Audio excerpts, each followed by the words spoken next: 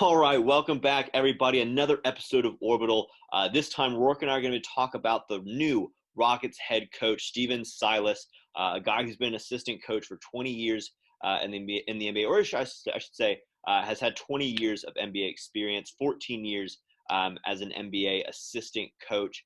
His father, Paul Silas, was a big head coach throughout many years. But really, the biggest headline right now is going to read that he was the offensive mastermind behind Dallas having the best offensive rating of any team in NBA history last season. Rourke, what were your initial thoughts hiring a first-time head coach? Well, I do like the choice that we ended up getting, Silas as our head coach. I do like that choice. But you and I were talking as this was all playing out. And after obviously Mike D'Antoni decided he wanted to walk away from the Rockets, I don't know if that was mutual agreement or how that happened. But anyway, Mike D'Antoni was leaving. Now we know he's, signed elsewhere. But when all the other potential head coaches were signing with other teams or getting positions, you and I were like, oh my God, who are the Rockets going to get?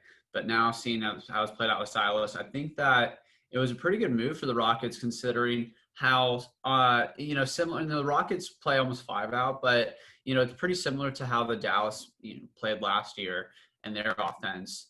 And, as you alluded to, they had the most efficient offense in, NBA history. And so I think that you can, the play style is pretty similar, especially with Luka and Harden, ball dominant players you can run pick and rolls with, spread the floor.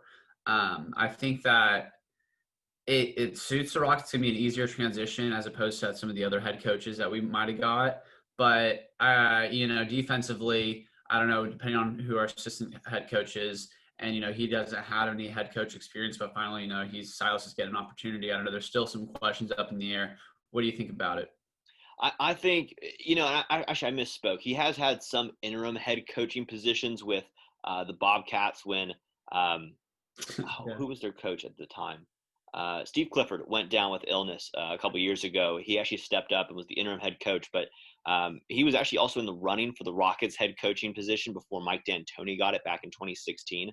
So a guy that's had a lot of his name's been in the rumor mill of will he be a head coach this time or maybe the next time, or his name's always been in the running, right? Especially with the Rockets, the past two times they've been looking for head coaches. So I'm really happy to see the Rockets take on a young coach that maybe has a lot of potential, right? It's kind of weird talking about NBA coaches like their players, where you say, "Oh, he's so young, he hasn't had an opportunity, he might have a lot of potential, or he's an up and comer." It's weird to talk about coaches like that, but someone like Steven Silas, who's studied the game, has a father who's been around basketball, obviously been around basketball his whole life, and has had jobs where he's had to work with stars such as LeBron James when he was in Cleveland, or Golden State with Steph Curry, or Kemba Walker when he was in Charlotte. So he's had experience with NBA superstars, and obviously Luka Doncic as well.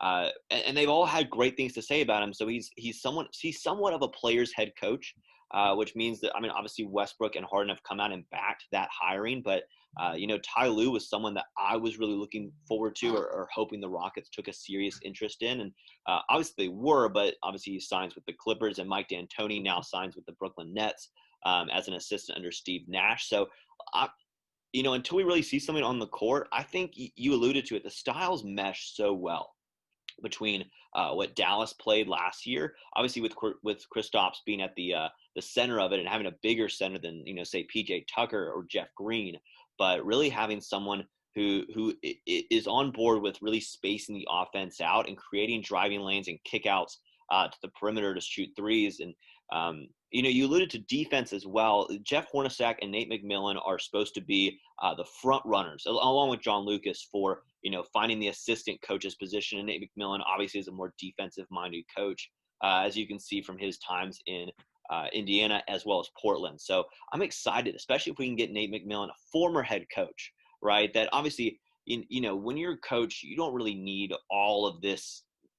It's not necessarily that Steven Silas needs head coaches or former head coaches to support him, but I think getting someone who's been a head coach in the NBA, such as Nate McMillan or Jeff Hornacek, to really help him out and create a overall pretty strong coaching core, I think is a great idea. What are you looking for when we're hiring assistant coaches this year? I think Nate McMillan would be the optimal choice for the Rockets, considering he has not only that head coaching background, but also, like you said, that defensive minded presence that he could bring to benefit the Rockets. The Rockets were playing the best defense in the bubble. Really turned around, perception of how good the Rockets could play defensively before COVID with the small lineup. But we played extremely well, hustled a lot. Unfortunately, rebounding was still a problem, so it's going to be interesting to see if we keep the small ball lineup, if we get a big man, in the rotation, how that's going to affect the rebounding game for the Rockets. But Nate McMillan, overall defensively, I think would be the best choice. And I liked him as head coach on the Pacers. Pacers are pretty competitive, pretty good. He was in the running, I think, to be coach of the year. So I do think he would be the best choice. At the end of the day, though, the transition for Silas and whoever the assistant head coach is going to be pretty easy considering the superstar power the Rockets already have. I think that Harden Westbrook, it's going to be pretty simple. Like, your game plan is going to be give these guys the ball in space and, let them do their thing, pick and roll or ISO, whatever it is. So I think that, either way, the Rockets are going to be fine with who they end up choosing, but Nate McMillan would be my choice. I would agree with that. I would really be on board with the game Nick McMillan. If you can get both him and Hornacek, obviously Hornacek's have had experience in double point guard, even triple point guard lineups in Phoenix when he had Devin Booker and Eric Bledsoe and Isaiah Thomas. And so really getting someone who is used to having a guard heavy offense like Jeff Hornacek does, I think it'd be a great addition as well. I think it would just help out on the offensive end. And you and I kind of differ on this, but I've always more favored a holistic team approach when it comes to offense. It's okay to have Harden and Westbrook kind of be the primary ball handlers, but someone like Eric Gordon, who is mostly been relegated to a role as just a spot up shooter. I think he's at his best when he is able to create, able to drive to the lane and just play basketball at a more free state and do more things. I think is when you really unlock his potential. So I'm excited to have a new head coach who's someone who's hopefully going to breathe more life into this offense. So you don't have moments in the playoffs where it's like, all right, you've missed 27 straight threes, or you have Harden and Westbrook. Maybe they're cold and the team can't really get in rhythm. I think those days hopefully are gone for the Rockets. But you mentioned having someone like Russell Westbrook on the team, who his name has been in a lot of rumors. So I kind of want to go through the team that the Rockets have right now and play a little bit of who's going to stay on the island and who's going to get voted off with you real quick. So obviously we're going to start with James Harden. Now seems like a pretty redundant question, but do you see James Harden getting traded this offseason? No, not at all. 0% chance.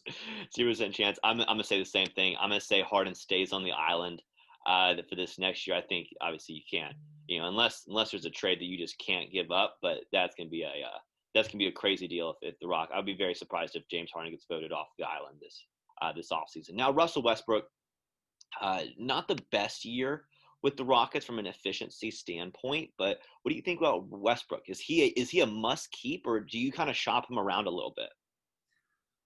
He's probably a must keep. I mean, if people are coming to you with offers, I'm not going to say 0% chance you're not going to hear him out, but I want to be actively trying to shop Westbrook. I think, that he's still at the peak of, or end of his prime. And him and Harden, yeah, I think you definitely keep both of them and build around. Because you need someone to take pressure off of Harden to keep the space. The only knock on him is like, okay, Westbrook's not a great shooter, but it's fine. Harden doesn't have to have a shooter by him. But if you have good shooters besides those two, that because those two are going to be the ones creating for everyone else. So I would definitely not be trying to shop Westbrook at all. Gotcha. Yeah, I would probably say again, if you're hearing offers, I would definitely listen to them.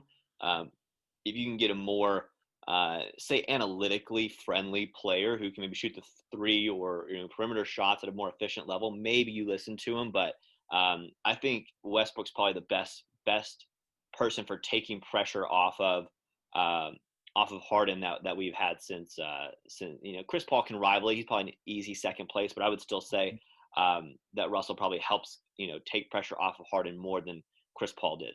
so to speak. So moving on to the more, bench-ish players, or really support players. Eric Gordon is someone who I have every single year. I always say, man, this guy, you need to capitalize on his trade value right now and move him. What do you see with Eric Gordon? Because for me, I'm voting Eric Gordon off the island. I want to get as much as I can for him while the iron's hot. I don't see it getting any hotter than right now. So, what do you think about Eric Gordon? Is he a must keep for next season? Uh, I don't know if he's a must keep, but I wouldn't necessarily vote him off the island like you are, always on board Always. every offseason for him. This offseason, last season he was banged up a lot. He had injuries, nagging injuries, but he looked good. And, especially like you said, him attacking, not just being a spot up shooter, didn't really get his rhythm in the bubble shooting, but looked good attacking, looked strong driving. So I think he can affect the game multiple ways. And, I think he's a great other scoring option. And so I wouldn't trade him unless you're getting another third scoring option back, because behind Westbrook and Harden, he's the next guy up for creating offense for other people. Because, the other guys we're going to talk about, Daniel House, et cetera, Austin Rivers, they don't really create for other players. Like Eric Gordon can, go get his shot pretty much anytime he wants. That, sometimes it's probably not going to be as efficient as the other, stars we have. But I wouldn't be trading Gordon unless you're getting another scoring option back. Yeah, yeah, I think you make a good point. Personally, I would trade him for more of a big, and try and get someone who can be a floor spacing 5 or 4. That's hopefully above 6'5" or 6'6". But you mentioned two more guys, right?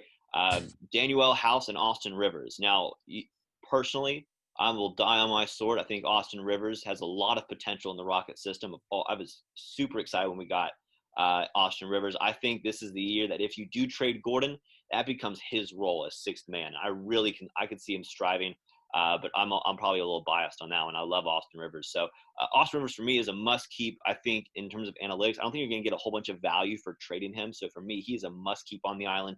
Daniel House, the same thing. I especially think with kind of the PR nightmare that he kind of went through with bringing one of the COVID doctors into his room and all that. I don't feel like the value for him is going to be as high as it could be if that didn't happen. What are your thoughts on those two players? Daniel House, I would say, is a keep. I don't think the Rockets are going to try to shop him. He's still pretty young in his career too, and developing him has the potential to be pretty good for the Rockets. I do think that Austin Rivers, on the other hand, could be looked around to a potential, like you said, big man, because you're right in that 4 or 5 spread big man we are going to need. I've talked about Ibaka as a potential that I think the Rockets should really try to pursue. Obviously, Austin Rivers I don't think is a compatible trade value. We'd have to give up more for Ibaka, but I do think that, one of these kind of players, packaging them with some picks to get a guy like Ibaka or stretch 4 or 5 is what the Rockets should do. So whatever the best way for the Rockets to do that, if that's Rivers or if that's Gordon, I think that is a good move for the Rockets. So, Austin Rivers is a good keep, like you said, it fits in the system, but if he, trades, it's not like I view him as like we really need to build around him for next season. Gotcha. Yeah. Again, probably I'm a little more high on Austin Rivers than the average Rockets fan. So going into the last little section of this, really, it's the bigs. It's Robert Covington, PJ Tucker, DeMarre Carroll, and Jeff Green. Kind of rank those as to who you think are the most important to keep, and who do you think you're really completely ready to let go at number 4? Well, I think in the top tier, Rocco, Covington and PJ Tucker are both must keeps for the Rockets. Unless you end up getting like a really good stretch 4 or 5, I could potentially see, depending on who it is, you might lose Tucker or something like that. But Tucker really is the soul and heart of the team, and bringing that defensive grit and grind was one of the reasons that the Rockets were the best defensive team in the bubble. So both of them, Covington as well. And Covington proved he could hit some big shots for us, especially in the playoffs. Great player overall. So both of them, I would think the Rockets would keep. On the other hand, Jeff Green, I liked him. Unfortunately, he's going to be getting some looks from a lot of other teams this offseason. I don't know if the Rockets are going to be able to pay for him, depending on what other teams are offering him. I would love to keep him. I think he was a good stretch 5 for us, but we'll see how the Rockets, if other teams interested in him, they end up we end up having to lose Jeff Green. Uh, the last guy you mentioned, Yeah, Damari DeMarre Carroll Carroll, probably feels like he's the ugly probably not duckling. even on the roster Yeah, he probably for feels like next the ugly year. duckling in this Um, equation. Yeah, personally, I'm gonna differ from you a little bit. I think it goes if I'm gonna rank them, I would personally go Rocco, Jeff Green, and then PJ Tucker is someone that I'm shopping this offseason. And then for me, you guys can look through the tape, and you know me personally is just I love the gritty, grindy players that are just gonna hustle to every ball and irritate you like crazy. But I think because of that, PJ Tucker has a lot of trade value to other teams, especially contenders or even a rebuilding team that wants to instill a good kind of team environment or just a good attitude amongst the locker room. I think he has a lot of value. I think he's proven himself to have a lot of value to a lot of teams that probably aren't going to use him at center, but might put him at power forward and use him as a stretch four. So personally, I'm shopping PJ Tucker this offseason. I think Jeff Green is someone that you can definitely get if you can re-sign him. He showed a lot of Jeff Green's such a funny case because we always look at him like he's amazing, but he's always just that little bit more you need on offense and defense. I mean, he's a great 3-and-D player. At least he's turned into that. But Jeff Green's always someone who I've seen. You look at him on the Cavs, you look at him on contending teams, and he does good. He does really well, and especially in the series with the Lakers, he was having a pretty good series in the playoffs, and definitely with the Lakers, or when we started playing the Lakers in the playoffs. But personally, I'm shopping PJ Tucker, and then DeMarre Carroll again. He's probably the ugly duckling of that group. So obviously he's a free agent, but I think for me personally, I'm shopping PJ Tucker this offseason and seeing what I can get if I package say Gordon and PJ. If I can get a really good big like Ibaka or like Miles Turner, if you had to throw in some draft picks there, but obviously I'm okay with moving those two players. What do you think about that?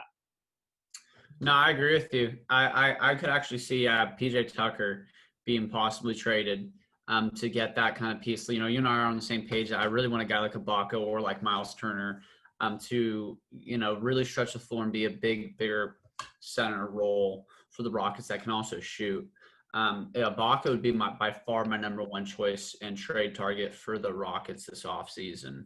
Thank you guys for watching. If you liked this episode of our podcast, make sure you like the video and leave a comment of your thoughts on the topics we talked about. And make sure to subscribe and click the bell icon so you don't miss any future episodes.